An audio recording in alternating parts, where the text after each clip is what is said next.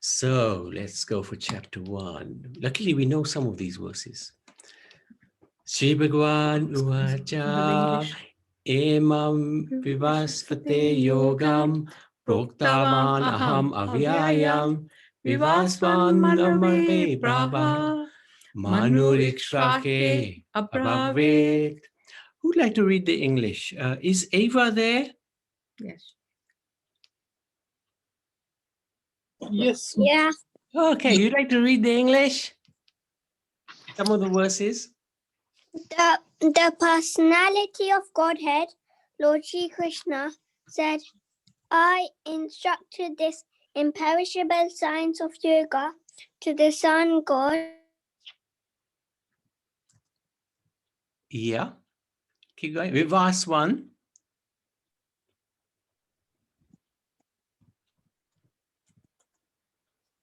And Vivaswan instructed it to Manu, the father of mankind. And Manu in turn instructed it to Ikshwaku. Okay, now we're very fortunate. Shruti has come. Thank you so much, Shruti. You're a lifesaver. I'm so sorry I'm late. Not at all, not at all, not at all. Thank you very much for joining. So we're doing number 2 now. Okay, chapter 4, right? Yes. Yes. Okay, yes. So Number you 2. can do the Sanskrit, and I'm not sure who's going to read the English. Maybe Aruna. Aruna can read the English. Okay. So please go ahead. Okay. Have we recited the text of the first verse, Prabhuji? Yes. We just First started, one. yes. Actually, why don't you do it properly then? Go on. You do this one as well. Yeah, You can do those texts of the first of verse. course, of course. No problem.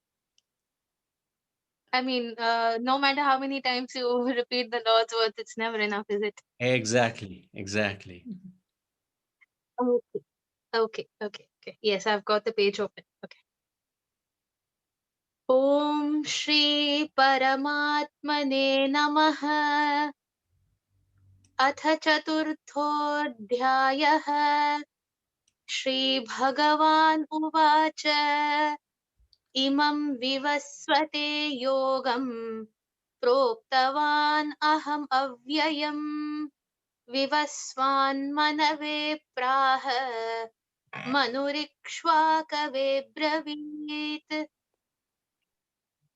Very nice. So Aruna or Personality of Godhead, Lord Sri Krishna said, I instructed this imperishable science of yoga to the sun god.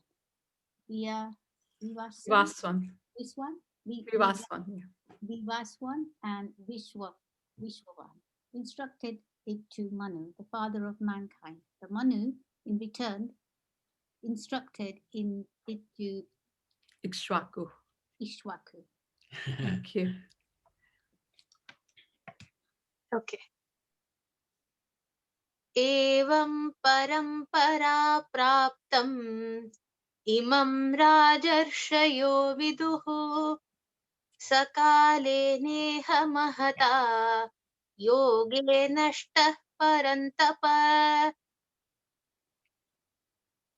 The supreme science was thus received through the chain of disciplic succession, and the saintly kings understood it in that way.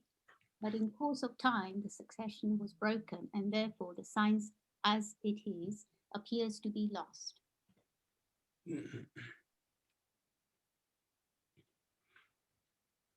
Okay.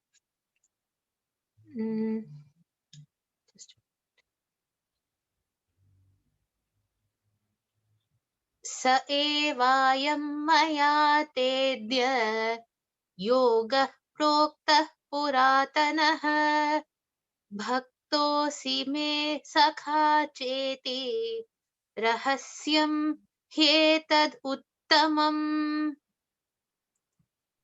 That very ancient science of that relationship with the Supreme is today told by me to you because you are my devotee as well as my friend, and can therefore understand the transcendental mystery of this science. Okay.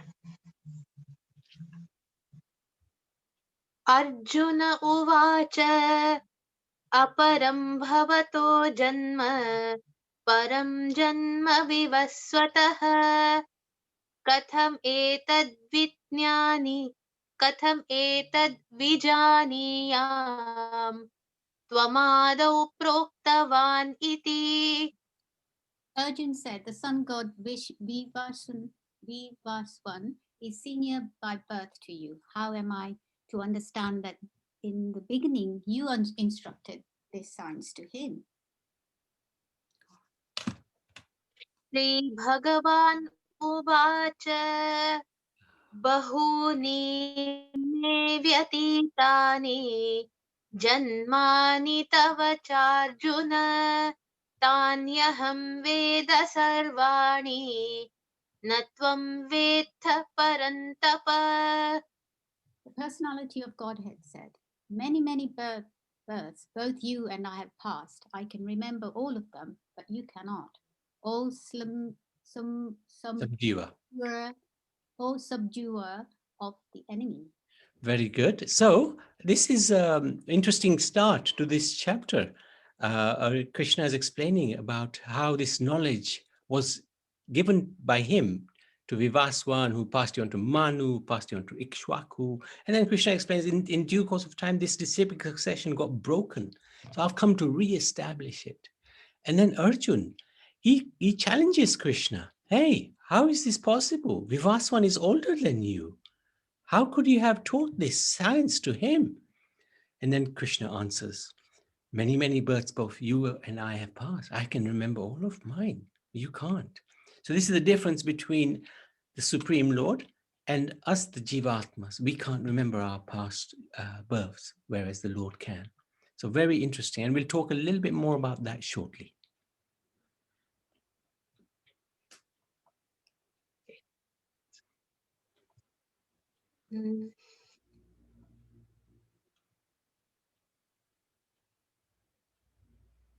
अजोऽपि सन्नव्ययात्मा भूतानाम् ईश्वरोऽपि सन् प्रकृतिं स्वामधिष्ठाय सम्भवाम्यात्ममायया.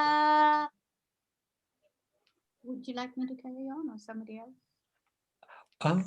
No. Oh, I see. Oh, okay. No, yeah, actually, good idea.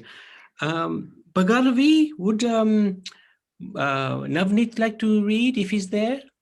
Or Mokshita? Prabhu, actually, they are into some other work. If I You can read. Yeah, okay. Although I'm unborn and my transcendental body never deteriorates, and although I'm the Lord of all living entities, I still appear in every millennium in my original transcendental form. Now, this next verse, I think most devotees will know it. But we'll hear Shruti because her pronunciation is so perfect.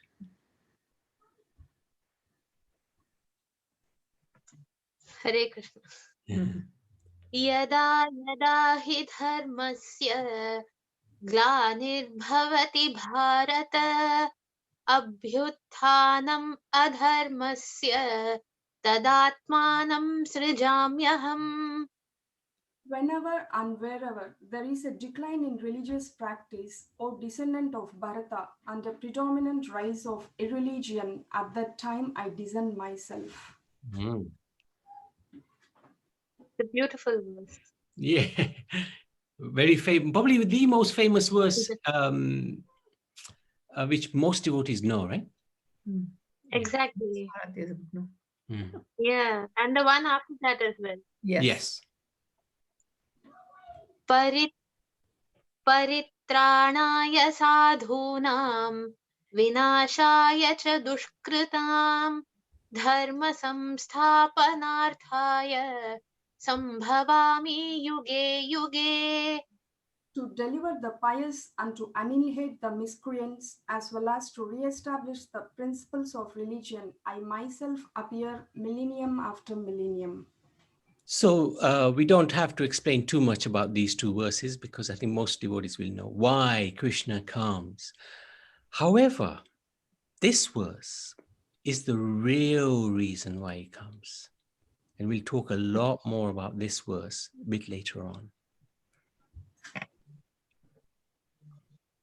Janma karma cha me divyam evam yo vetti tattvataha tyaktva deham punarjanma naiti mameti sorjuna. One who knows the transcendental nature of my appearance and activities does not, upon leaving the body, take his birth again in this material world, but attains my eternal abode, O Arjuna. Actually, I can't resist. I have to say it now. I'm sorry.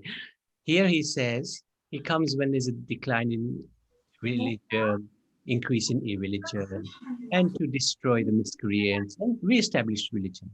But actually, the purpose of the Lord is different. Actually, the purpose of the Lord is to get us back into his world. And this is why he comes, to tell us about his transcendental appearance and his activities.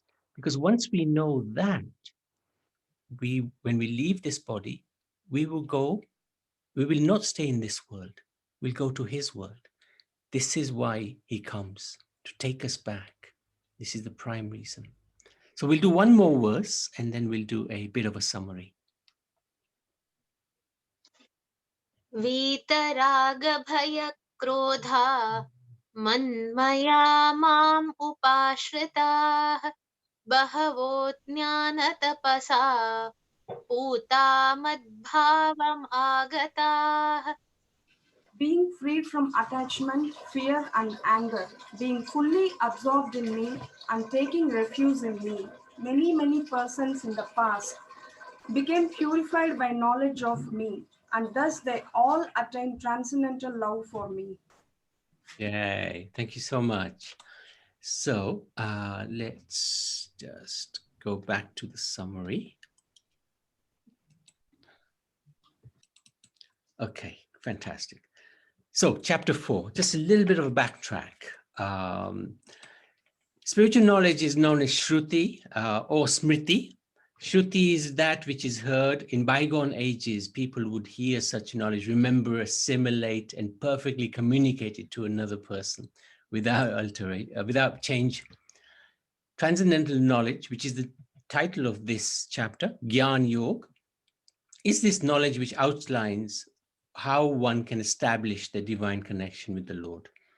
And a famous Vedic quote is, aim to see God through the ears rather than through the eyes. Our eyes are very restricted. Our ears are a little bit better.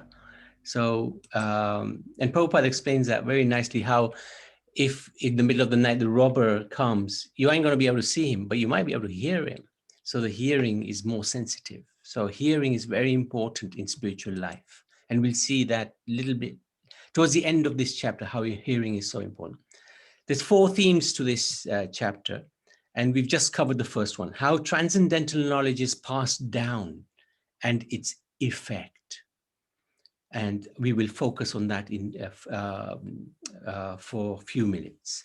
And there's 3 other subject matters which we'll take on, hopefully, well, I don't think we'll take all of them on today. How the Lord reciprocates with everyone, the types of karma, and the importance of knowledge and taking shelter of a guru. So we combine these 2 together, the parampara and avatar, how God is impartial, action in action, and the sword of knowledge. We'll cover those 2 probably next week, but today we'll try to cover these aspects. So taking the first 10 verses, how it relates to us and what does it actually mean anyway. Just as every gadget comes with an instruction manual, this entire universe comes with guidelines which enlighten one about its purpose and function. Such guidelines are found in the ancient scriptures, which contain knowledge of divine origin imparted at the time of creation. Krishna explains how this eternal educational system was originally set up by him. this system perpetuates in this universe through qualified and saintly persons who impart spiritual knowledge to the masses in a dynamic, relevant, and practical way. Now, it's very interesting to know that in Kali Yuga, there are 4 authorized sampradayas. Sampradaya basically means how the knowledge has passed down from guru to disciple in a disciplic succession, in a systematic way.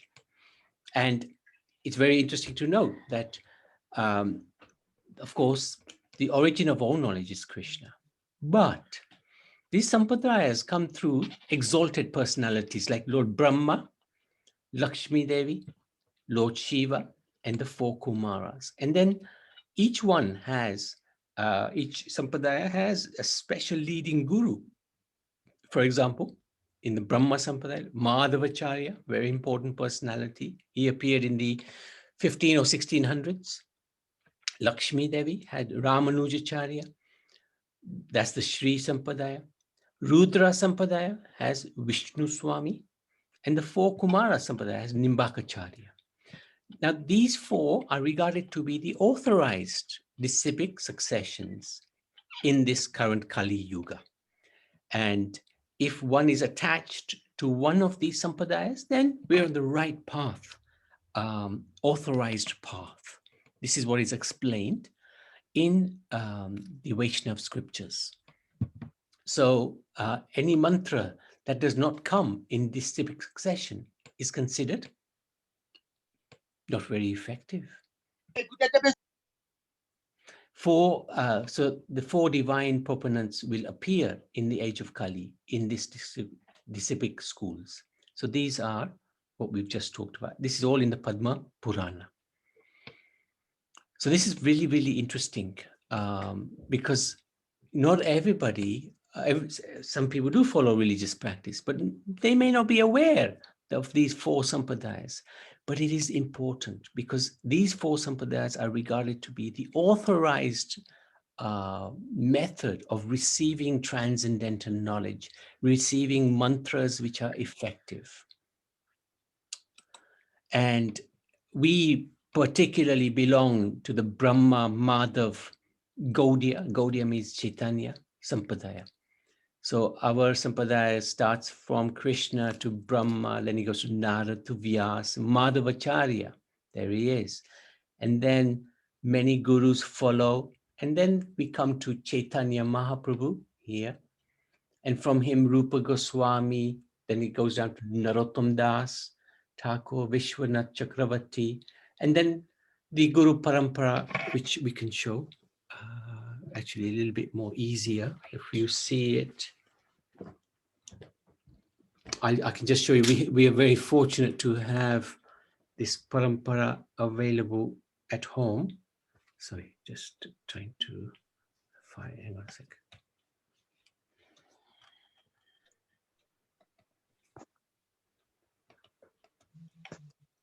Just trying to find myself. Found myself. Let's just, oh yeah, I can spotlight it in a second. Okay, hopefully you can see that. This is Haridas Thakur, but go next. Jagannath Das Babaji. And then Bhaktivinoda Thakur is his disciple, whose disciple is Gaur-Kishore Das Babaji, whose disciple is Bhakti Siddhanta Saraswati Thakur, whose disciple is Srila Prabhupada. And then we have taken initiation from His Holiness Krishnadas Swami Maharaj, who's a disciple of Srila Prabhupada. Okay, that's it. Thank you. That's it.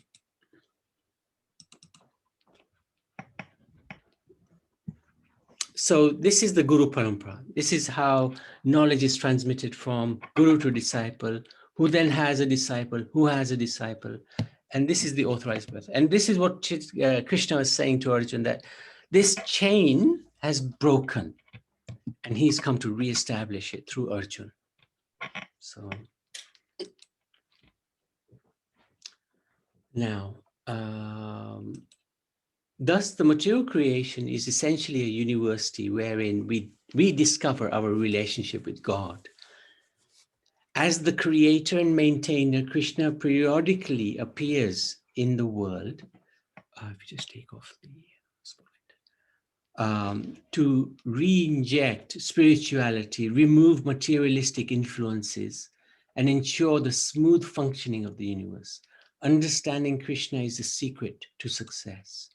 So the lesson to learn from these 10 verses, the first lesson in this chapter is, as Krishna explains in text number 9, the one which says, Janma karma chamaya devyam evam yo viti tattva, that one who knows his activities and his appearance, when he comes to this world, he's not born, he appears.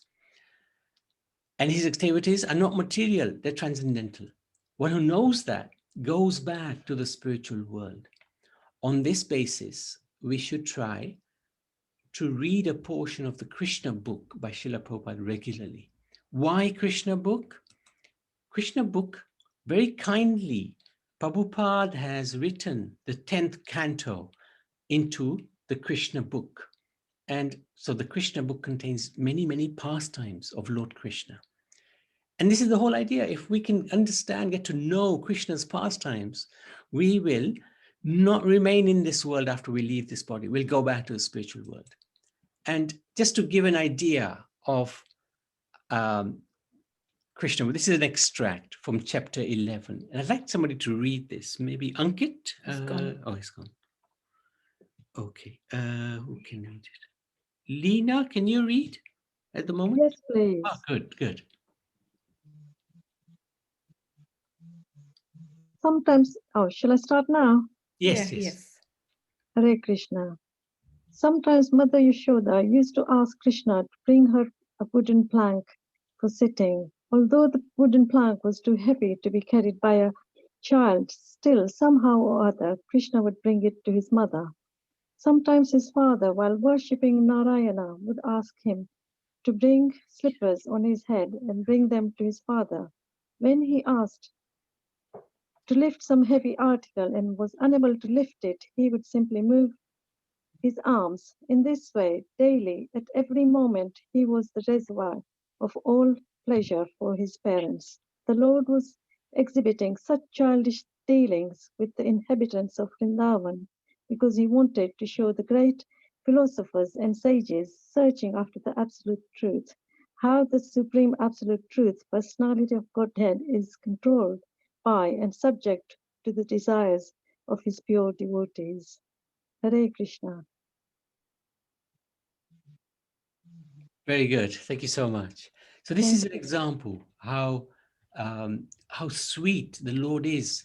He's a supreme personality of God, but as a child, he would bring the wooden planks for Mother Yashoda to sit on, or he would bring the wooden slippers on his head of his father. So this is really extraordinary. And it shows the sweetness of the Lord. When we read Krishna book, we can understand how sweet the Lord is. His pastimes are so wonderful.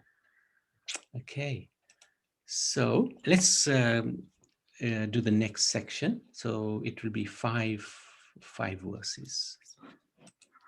And if somebody would like to read, please do let us know which whether you'd like to read the English.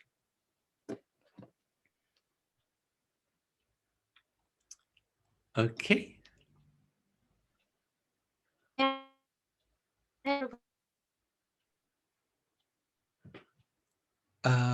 We can't hear you, Shruti.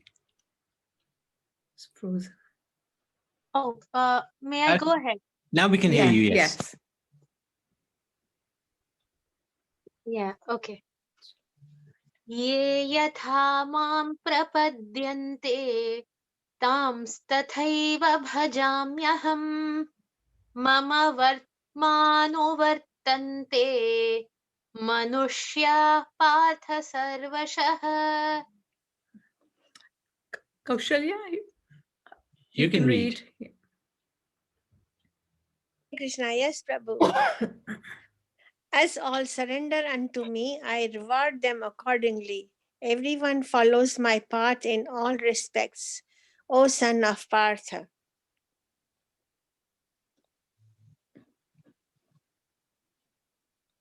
काङ्क्षन्तः कर्मणां सिद्धिं यजन्त इह देवताः क्षिप्रं हि मानुषे लोके सिद्धिर्भवति कर्मजा.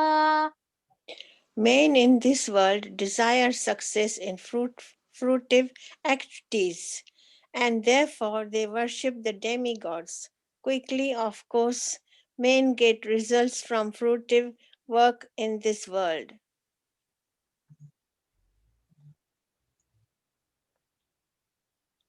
चातुर्वर्ण्यं मया सृष्टं गुणकर्म विभागशः तस्य कर्तारम् अपि मां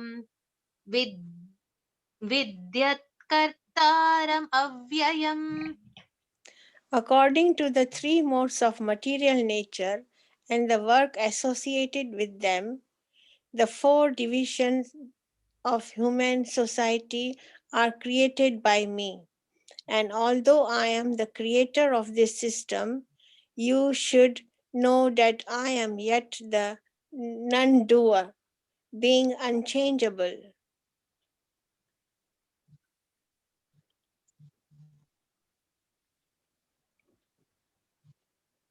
न मां कर्माणि लिम्पन्ते न मे कर्मफले स्पृहा इति मां यो अभिजानाति कर्मभिर्न स बध्यते.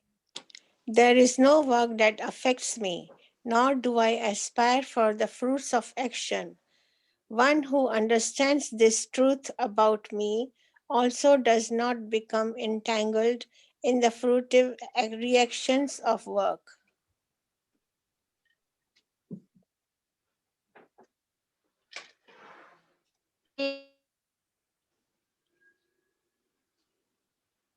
मुमुक्षुभिः कुरु कर्मैव तस्मात् त्वं पूर्वैः पूर्वतरं कृतम्.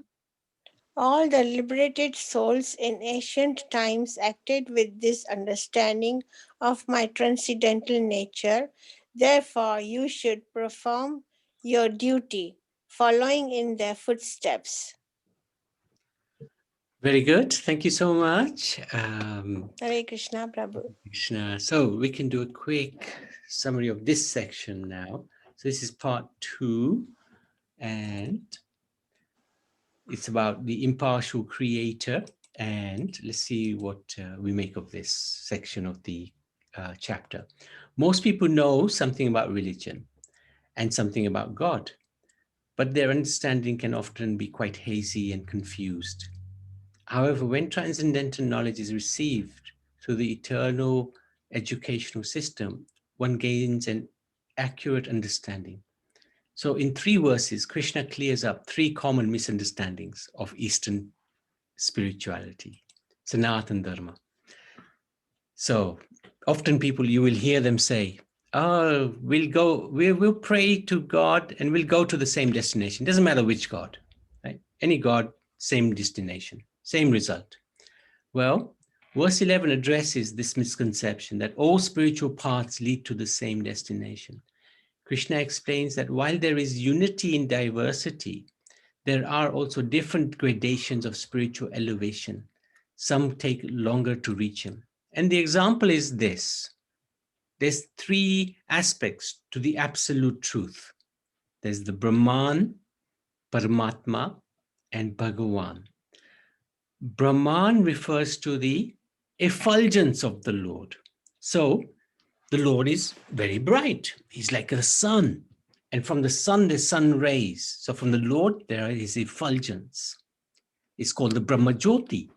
So some people believe that that is the ultimate destination for the soul, that one can merge with this Brahman or Brahma Jyoti and effectively become one with God, merge with God, become God. This is what they're thinking. So that's one aspect of the absolute truth.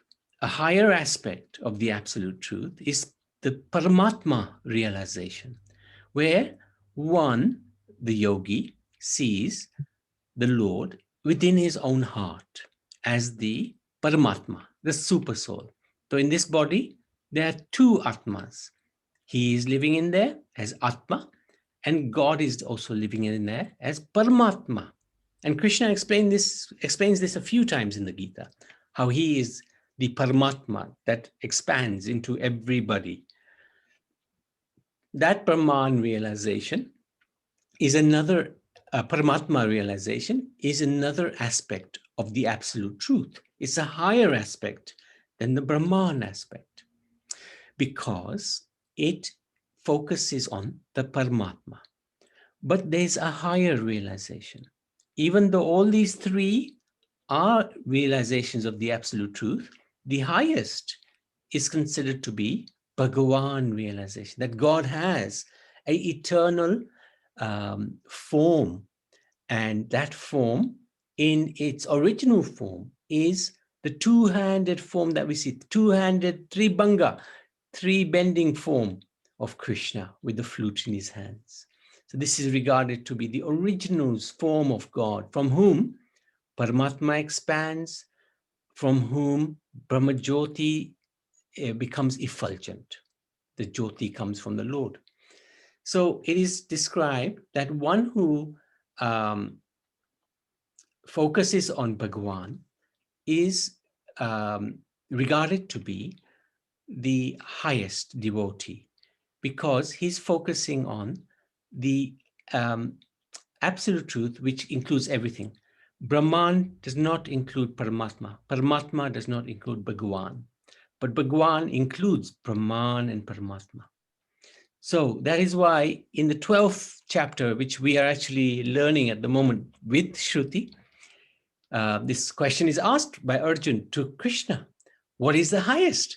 Is it to worship your unmanifested impersonal form or your personal form? And Krishna very clearly answers him, always is better to worship my personal form, much easier and quicker. So this is the point. All paths do not necessarily result in the same, take us to the same result. We won't get the same result. There is diversity, but there is a unity as well, because all three parts are part of the absolute truth. It's just that this is a partial representation of the absolute truth, as is Paramatma. But Bhagwan is the full representation of the absolute truth. And if one has realized Brahman, then God has three aspects: Sat, Chit, Ananda. Sat means eternal, Chit means knowledge, Ananda, happy. So if one has realized Brahman, then one has realized eternity. But that's not the full aspect that one has to realize. If one has realized Paramatma, one's got eternity and knowledge, but no happiness, no Ananda. If one realizes Bhagwan, then one gets Sat, Chit, Ananda. Everything is included. Just like a 50-pound note includes a 10-pound note and a 20-pound note. So this is very important to understand. And the second thing that Krishna also explains is that this point about Sanatana Dharma encourages the worship of many gods. That's not accurate. And Krishna re-emphasizes the monotheistic stance that there's only one God. But it's a little bit more complex than that. Krishna doesn't have time in the Bhagavad Gita to go through that. Actually, our system can be referred to, I love this saying here, multi-layered, polymorphic, bi-monotheism. Multi-layered because we have like we have servants of the Lord, like the Devatas are regarded to be also partial representations of the Supreme Lord. Polymorphic because the Lord has many expansions. God has so many expansions. Varaha, Nasingha, thousands and millions of expansions. And by monotheism, what do you mean by that? Well, there is Krishna, but there's also Radharani by monotheism. So in one sense, our philosophy is all-encompassing, it's extremely complex. And to actually explain this thoroughly would take some time. But in essence, what this means is that we worship Radha and Krishna by monotheism. There are many, many avatars of the Lord, and many devotees are very attracted to the avatars. For example, Ramachandra. Hanuman is completely devoted to Lord Ramachandra. So that is absolutely fine. One God, just a different form. And multi-layered means that there are different aspects. There are servants of the Lord who are so powerful that they're often mistaken to be the Supreme Lord. Like Lord Shiva is sometimes mistaken to be the Supreme Personality of Godhead. There's very little difference between Shiva and Krishna, but still there is a little difference. And then verse 13, Krishna explains, we always have this concern, hey, the caste system is so unfair and exploitative. And it is, it's true, because we've made it that way. But Krishna explains that this system is something that he has put into place.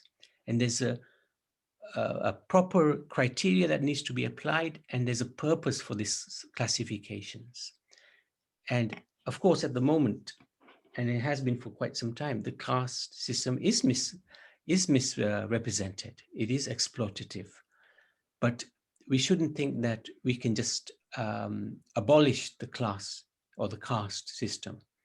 There are many systems, for example,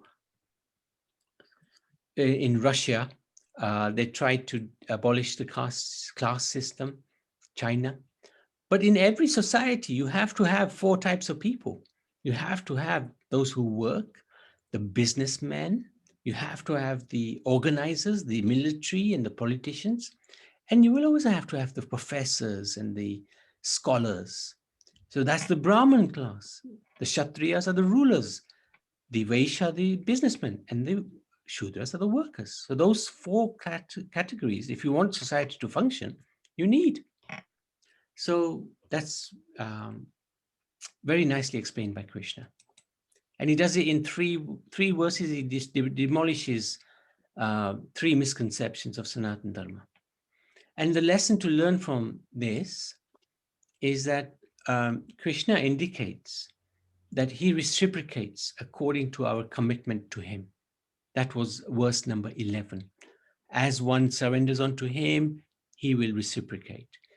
So the lesson to take from this is we can take 1 step towards him and he will take 10 steps towards us. The more we connect with him, the more he connects with us. This is very, very important. So this is 2 of the 4 aspects of this chapter we've covered. I wanted to check if there are any questions. If there are any questions, we can take some questions. If there aren't any questions, we can carry on with the verses.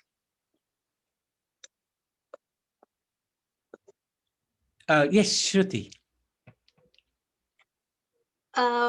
Prabhuji, if it's okay, this verse, ye yatha mam prapadyante, this verse reminds me of an anecdote that I would like to share quickly, if that's okay. Yes. This is in relation to the temple of Guruvayur that I have mentioned to you earlier. Yes. So, I'm addressing everyone now. So the picture of the Lord that you see in my Zoom background, that is one artistic representation of the deity of Lord Krishna at the temple of Guruvayur in Kerala. So this anecdote that I'm about to narrate is from a real life incident that occurred about, I would say, around 5 or 6 centuries ago. So there was this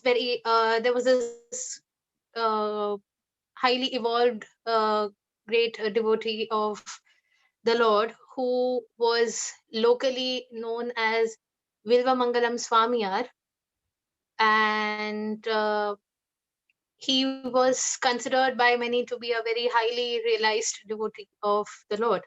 But many a times it happens that even the greatest and the most realized devotees of the Lord have some small amount of pride somewhere. Like, oh, Krishna, I am Krishna's favorite. I am the Lord's favorite. So once it so happened that this particular saint, he paid a visit to the Guruvayur temple with one of his attendants, and so there is a tradition in most or in nearly every temple in the south where you have the main deity who's worshipped in the sanctum sanctorum. There is also a smaller representation of the deity made of metal, uh, who is taken out for processions around the temple. So these processions are usually they usually go around. It's usually the head priest who holds the festive deity very reverently in his hand, or in this is a typical tradition in Kerala where the deity is carried on the back of an elephant. So, but of course, the elephants have to wait outside. In Guruvayur, the entrance into the inner shrine is very narrow. There is hardly any space. So at the time, the procession typically occurs 3 times a day. So the main priest brings the festive deity from inside the sanctum sanctorum. He holds it as if he would hold a small child in his arms, and he brings the deity, the deity of the Lord, out of the inner shrine. So at the time that this particular saint and his attendant were visiting the temple, it so happened to be the time of one of the daily processions of the Lord. So the deity was being brought from inside the inner shrine for some, and before this, the servant who accompanied the saint was very innocent. He wasn't very learned, he wasn't very educated, but he had a pure heart. He was a very simple person and very innocent. So in all his innocence, he asked the saint, Master, in what form should I visualize the Lord? In what form should I worship the Lord?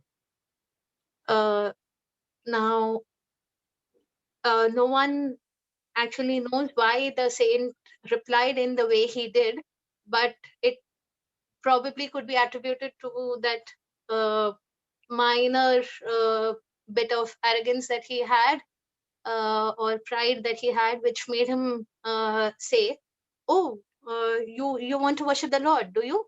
Why? You can visualize him in any form. Why? You can even visualize him as a buffalo." That's what the saint said. And poor thing, the servant was so innocent. Like, okay, he accepted his master's words without question, implicitly. And at that very time, they were standing in the front. The deity was being brought from the inner shrine. And like I mentioned, the entrance is very narrow. For some reason, when the priest was trying to bring the Lord out of the inner shrine, the deity is very small. It's this much. The miniature, the festive form of the deity. And for some reason, they couldn't bring the deity out of the entrance. They had never faced that problem before. And at that point, no matter how they tried, they moved this way and they moved that way, and it was inexplicable. No one could, everyone was watching, mind you. There were so many people gathered in the temple and they all saw what was happening. The deity could not be brought. And this servant, the innocent one, the one who was so pure, he said, if you try tilting the buffalo's head, you might be able to pass through the entrance. It may be possible that the horns of the buffalo are blocking the entrance. The buffalo's horns are like wide. And the priest, he did try that. He tilted the Lord, the deity of the Lord, a little to the side and tried coming out. And he could. What I mean, this only illustrates the servant was so innocent. He believed that he could worship the Lord in the form of a buffalo, like his master said.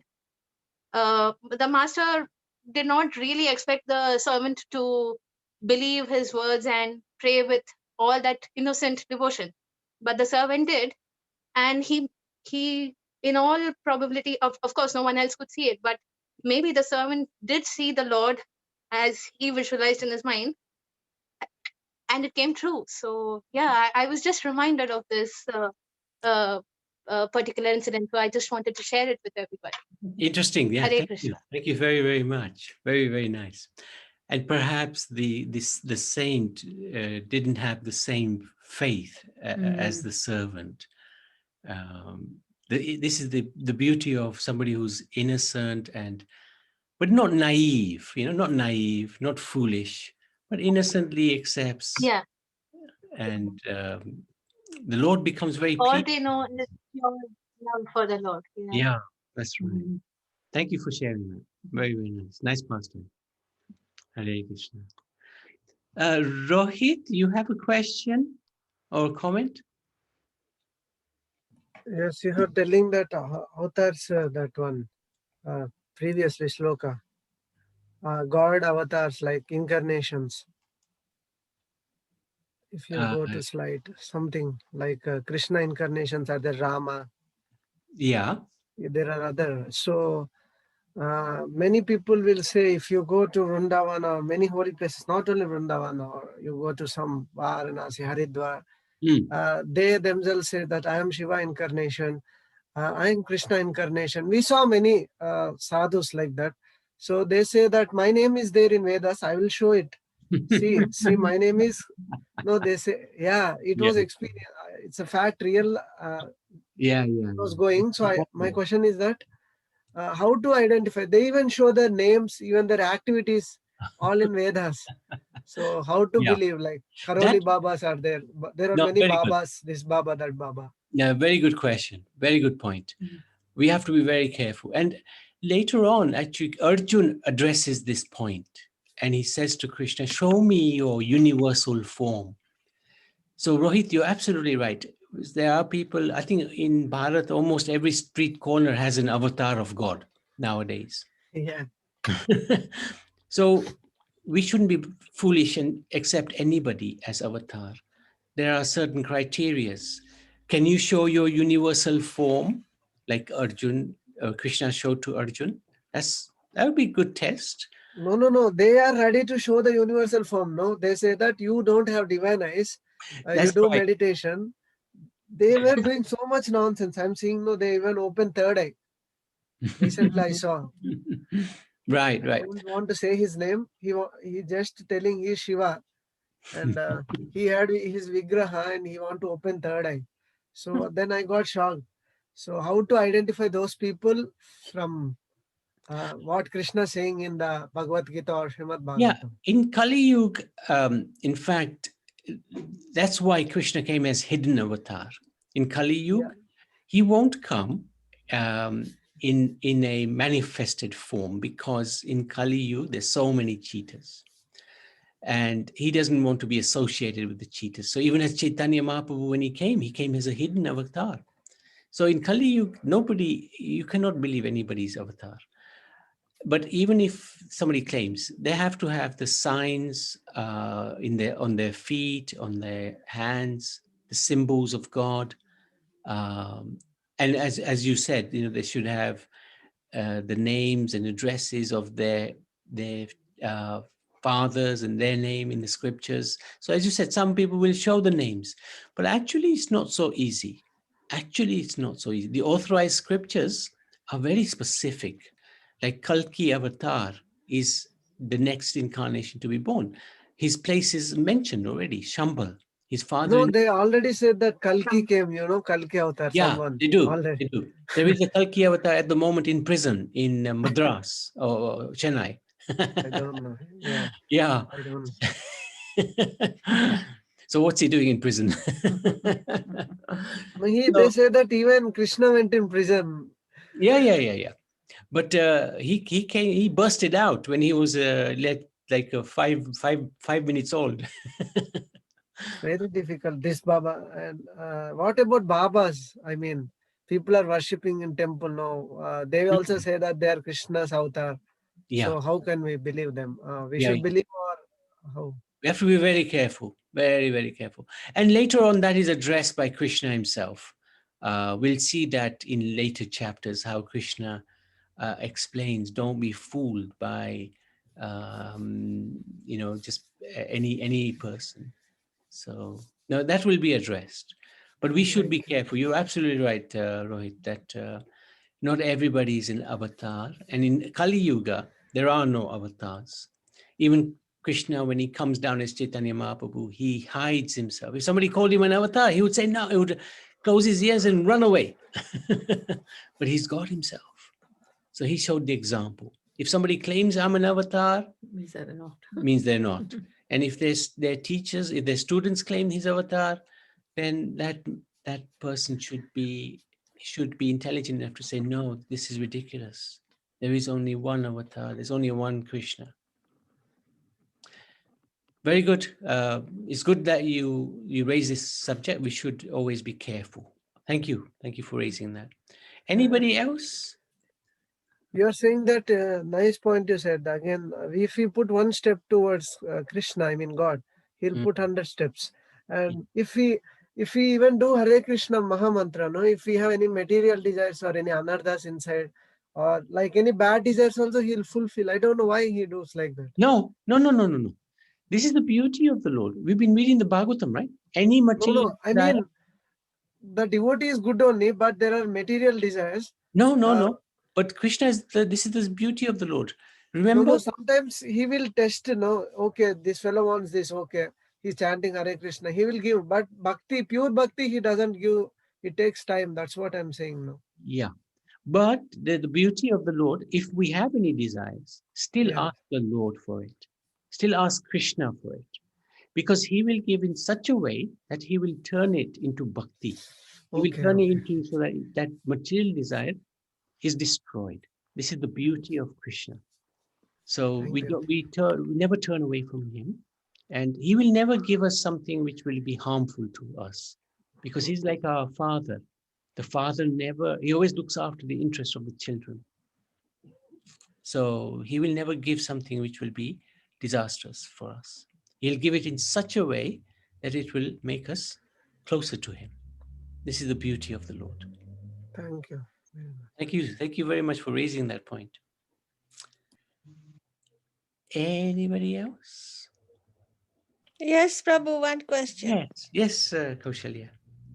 Prabhu, I got a bit confused. When you said you just do the Bhagwan and there is Brahma Jyoti and there's Paramatma. Yeah. Do we have to go step by step or just straight to Bhagwan? Yes.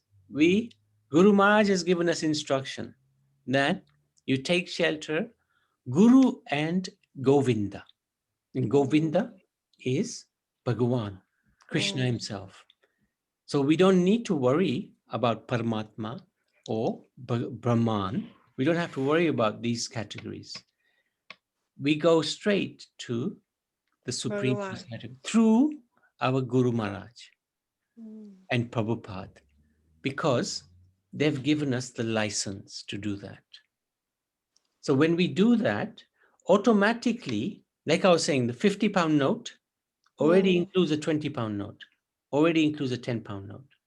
Bhagwan realization already includes Paramatma, already includes Brahman realization.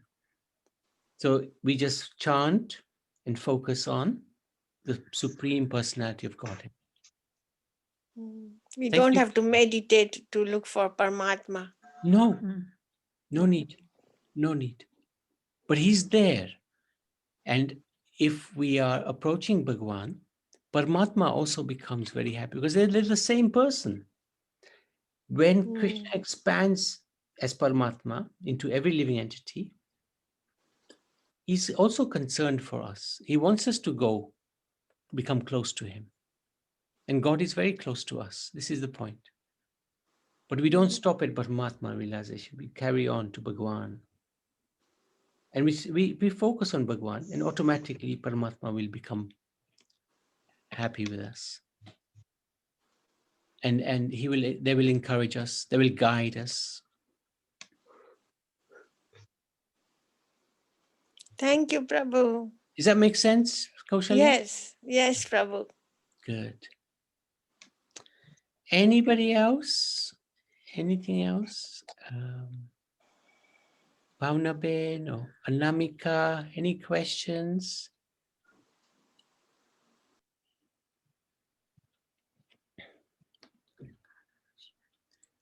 Oh, no questions, Prabhuji.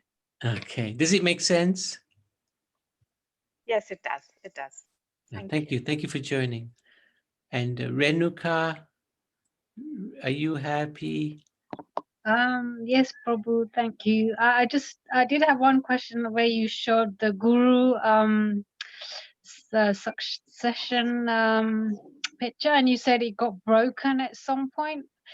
So where did that break happen? Actually, is the one I think after this one where you showed all the different gurus. I see. No, the break actually took place.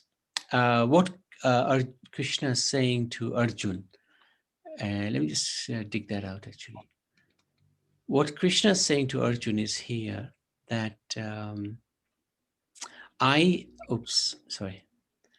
instructed this imperishable science of yoga to the sun god, Vivaswan. And Vivaswan instructed it to Manu, and Manu instructed Ikshvaku. This supreme science was thus received through the chain of disciplic succession, and the saintly kings understood it in that way. But in the course of time, that succession was broken. And therefore, the science as it is appears to be lost. Connected to that. Now, luckily, yeah, we are very fortunate. This line, it has not broken.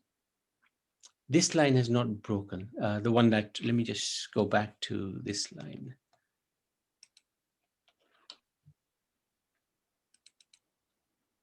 Is this the one? No, that's the wrong one.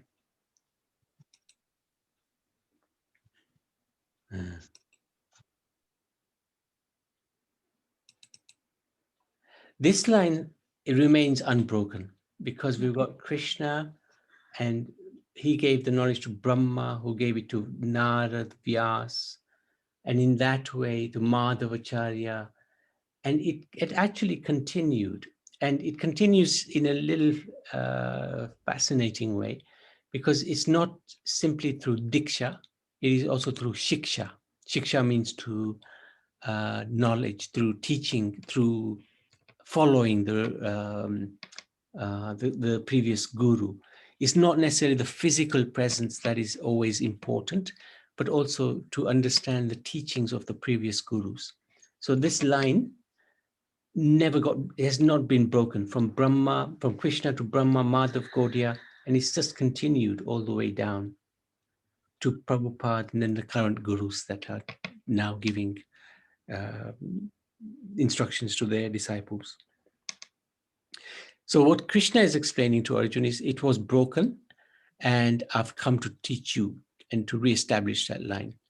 But this line of the Brahma, Madhav, Gaudiya line, that did not break. That is stayed intact. Is that okay, Renuka? Yes, that's yeah, it is a fine. little confusing.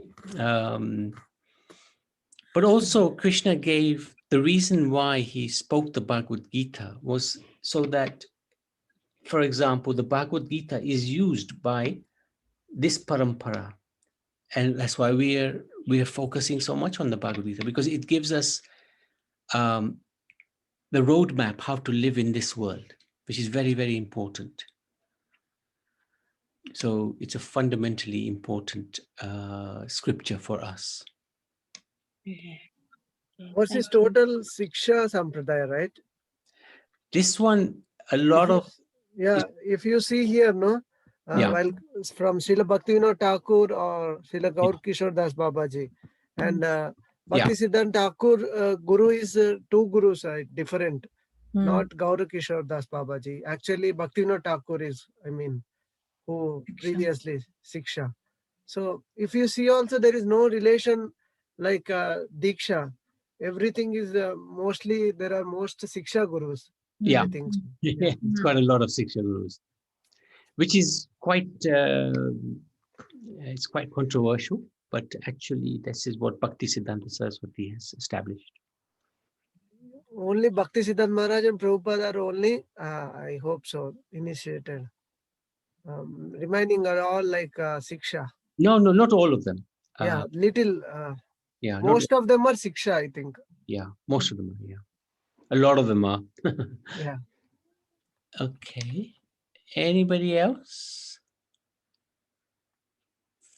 Okay, thank you so much. In that case, we can stop.